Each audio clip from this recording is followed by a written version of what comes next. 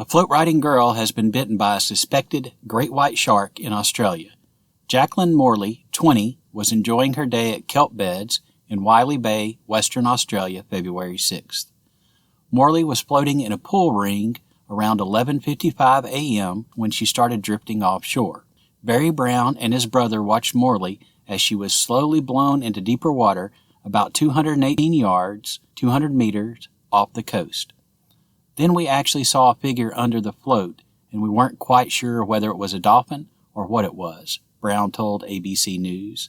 Unbeknownst to everyone, the shadow was an estimated 10 to 13 foot, 3 to 4 meter white shark. Brown. Then it knocked her off. We could see the shark's tail come out of the water and into the air. Brown said Morley calmly began swimming on her back toward shore, with one hand holding her side, leaving a trail of blood in the water. Brown. The shark actually circled the float a couple of times and then took off into the blue. The Esperance resident was worried the shark might come back and swam out around 16 to 21 yards, 15 to 21 meters, to meet the injured girl. Once on shore, he picked up Morley and carried her up the beach to where he was met by his girlfriend, who wrapped the wound with a towel. They hopped in a car with 2 other locals that Brown did not know and who carried them to the hospital. He said Morley kept a very cool head during the ride.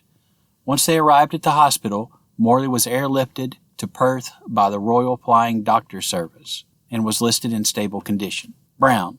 As shark bites go, it was not a 10 out of 10, but it was still one to make you think anything could happen here. The pull ring float was collected by the Department of Primary Industries and would be tested for traces of the shark's DNA. A 10-foot, 3.3 meter white shark was detected in the kelp beds at 12:30 p.m. Several other serious shark attacks have occurred in the area.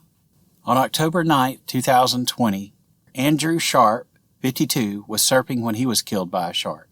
At the time, he was thrown into the air around 10:45 a.m. Approximately 8 other surfers were in the water nearby. As a friend swam to assist Sharp, who was injured, the shark returned and pulled Sharp under the water. Sharp's damaged board washed ashore and showed obvious signs of a shark attack.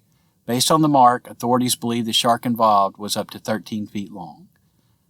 A search was initiated using jet skis and boats, and a dive team was called. After searching for several hours, the search was delayed as daylight faded. The following day, divers and a submersible were dispatched, and several locals used their own watercraft to search for Sharp. After finding several pieces of torn wetsuit near the site of the attack, the search was eventually called off. Another fatal shark attack occurred at the beach in 2017. Letitia Brower, 17, was surfing with her father at Kelp Beds April 17th. Just before 1 p.m., a shark nearly severed her left leg at the hip.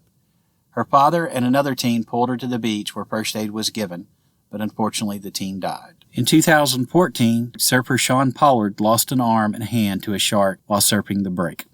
Local residents have called for more signage in the area to warn of possible shark encounters. For more information on shark attacks and bites, visit trackingsharks.com. Like and subscribe for more content. If you have suggestions for other videos, please post them in the comments.